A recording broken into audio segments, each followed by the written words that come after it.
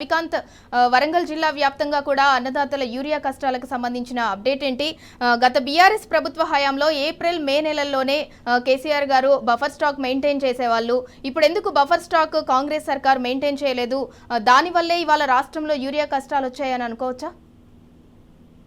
పూర్తిగా కాంగ్రెస్ ప్రభుత్వ అవగాహన లేమి వాళ్ళ రైతాంగానికి శాపంగా మారిన పరిస్థితి కనిపిస్తా ఉంది. ఉమ్మడి వరంగల్ జిల్లా వ్యాప్తంగా యూరియా కొరత రైతాంగాన్ని అయితే వేధిస్తున్న పరిస్థితి కూడా మనకు కనిపిస్తా ఉంది. నిన్న ఒక రైతు మాట్లాడుతూ ఉన్నారు, గిరిజన రైతు లైన్ తండకు సంబంధించి మహబూబాబాద్ జిల్లాకు సంబంధించిన రైతు.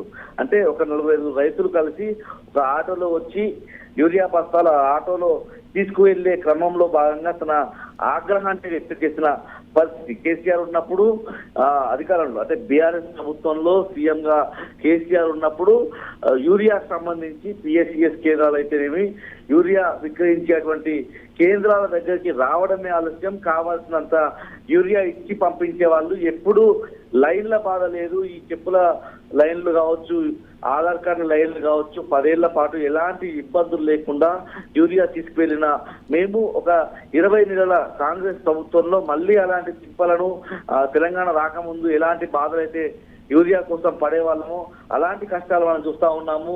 పోలీసుల రక్షణ మధ్య పోలీసుల ఏదైతే లాఠీ చార్జీల నడుమ మళ్ళొకసారి రైతాంగం అంతా కూడా యూరియా కోసం కష్టాలు పడాల్సిన దుస్థితి అయితే దాపురించిందని మనం అర్థం చేసుకోవాల్సి ఉంటుంది. పూర్తిగా ములుగు, మహబూబాబాద్, జయశంకర్, భూపాలపల్లి, వరంగల్, హన్మకొండకు సంబంధించి తీవ్రమైనటువంటి యూరియా కొరత అయితే మనకు స్పష్టంగా కనిపిస్తా ఉంది.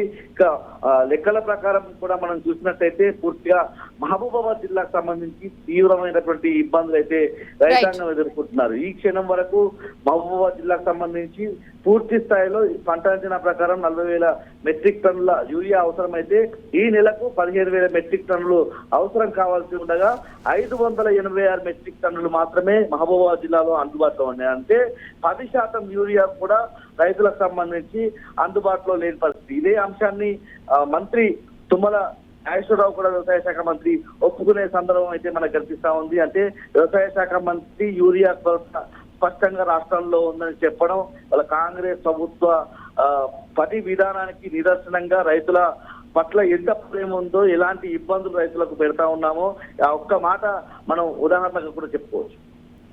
Right, thank you Ravikanth.